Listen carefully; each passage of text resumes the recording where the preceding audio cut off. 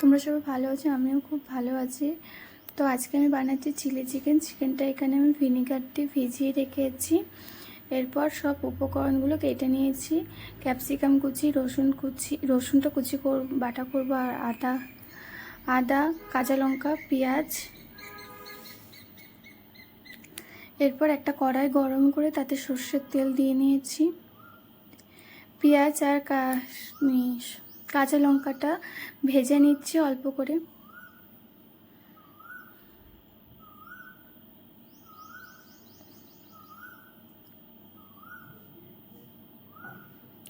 এবার অল্প করে লবণ আর হলুদ দিয়ে নিলাম।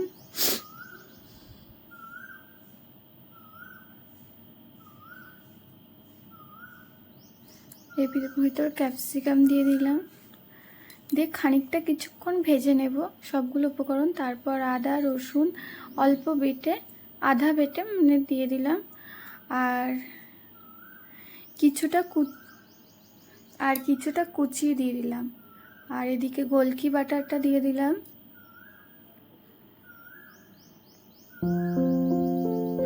যে সব কিছু একটু ভালো করে হালকা একটু ভেজে নেব, যাতে আদা রসুনের উগ্র গন্ধটা যেন না থাকে, কাঁচা গন্ধটা না থাকে। আমি সেইভাবে ভয়েস দিতে পারছি না, কারণ আমি কোনোদিন করিনি, ফার্স্ট টাইম হচ্ছে এটা। ফার্স্ট টাইম বলবো না, এটা আমার সেকেন্ড টাইম। তো আমার এই ভিডিওটা একটু অন্যরকম, মানে এরা চিলি চিকেনটা একটু অন্য স্টাইলের, খুব ভালো লাগে খেতে। তোমরা বানিয়ে দেখো কেমন লাগে, আর ভালো লাগলে কমেন্ট করো বানিয়ে। তো আমার ভাজা খানিকটা হয়ে গেছে, তারপরে এর ভিতরে সস দিয়ে দিলাম, টমেটো সস। এবার সোয়া সস দিয়ে দিলাম কিছুটা,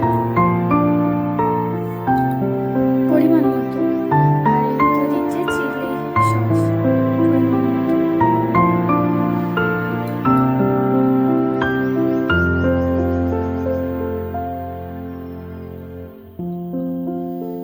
দিয়ে ভালো করে কিছুক্ষণ একটু সসগুলোর সাথে ভালো করে একটুখানি ভেজে নেব, কষিয়ে নেব যাকে নিয়ে। তারপরে এর ভিতরে মাংস দিয়ে দেব।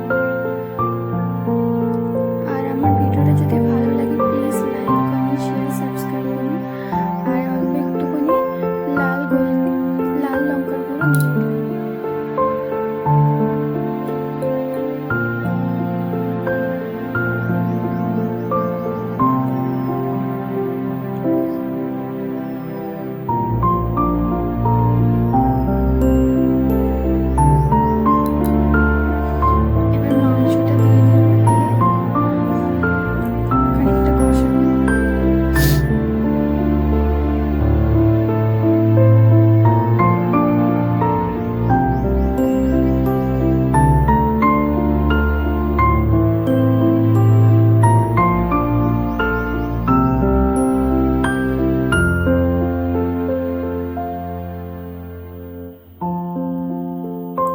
দিয়ে ঢাকা দিয়ে আস্তে আস্তে অল্প একদম ধীরে আছে রান্না করবো, ঢাকা দিয়ে দিয়ে।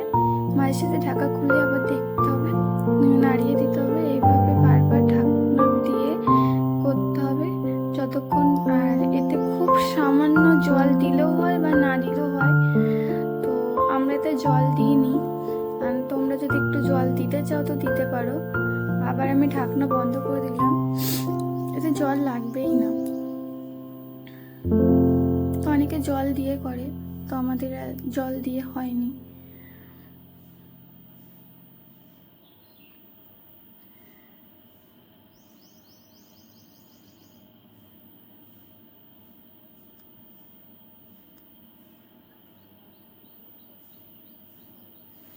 তো আমার মাংস রান্না চিলি চিকেন করা কমপ্লিট হয়ে গেছে। তোমার ভালো লাগলে একবার করে দেখো, এইভাবে খেতে ভালো লাগে।